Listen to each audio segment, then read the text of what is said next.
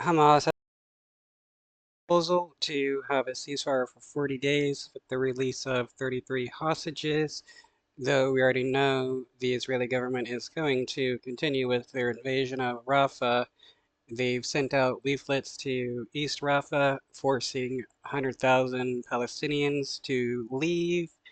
Um, and Netanyahu has already said even if hostages are released, he's going to invade Rafah. So it's more than likely he's not even going to accept this ceasefire proposal because it's never been about having the hostages freed.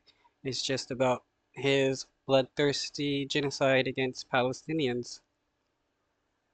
Good day, everyone. We're coming on the air with breaking news from the Middle East. Hamas just announced it tentatively accepted a ceasefire proposal brokered by Egypt and Qatar to pause the fighting between Israel and Hamas in Gaza. Israel still has yet to respond, but right now, as many as 5 American hostages are still being held captive inside the enclave. It's unclear how many hostages there are in total who are alive. It all comes as Israel threatens to launch a major operation on Rafah, the southernmost city in Gaza, where more than 1 million Palestinians are sheltering after more than 7 months of war. Let's go straight to our chief foreign correspondent, Richard Engel. Richard, what do we know about this proposal and who has signed on to it? So there is already a visible response in Gaza. People are on the streets. They are singing. They are dancing. They believe that this is the start of a ceasefire, that it's the start of a truce. And we don't know exactly the terms, but we heard from Hamas. Hamas issued an official statement from Ismail Haniyeh that he had accepted a deal, that had been put forward by the Egyptians, put forward by the Qataris, endorsed by the United States. And according to European diplomats, that deal includes the release of 33 hostages in exchange for a 40-day truce.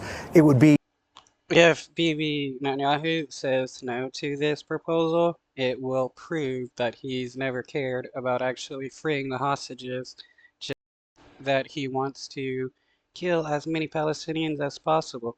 Because if he truly cared about freeing the hostages, he would accept whatever proposal he could in order to free as many hostages as possible.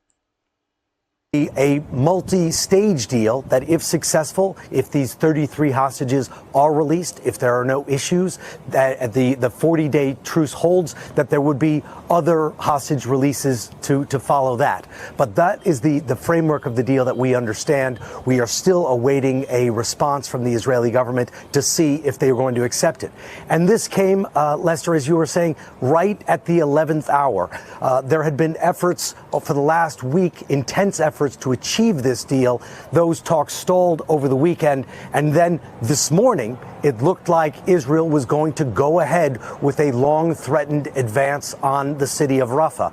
Israel dropped leaflets on Rafah. It ordered about 100,000 people to evacuate, saying that military operations were imminent, and Israel had already begun to bomb parts of Rafah. And as that bombing campaign was intensifying, we see this statement from Hamas agreeing to the terms of this multi-stage deal. Now we are waiting for a response from the Israeli government.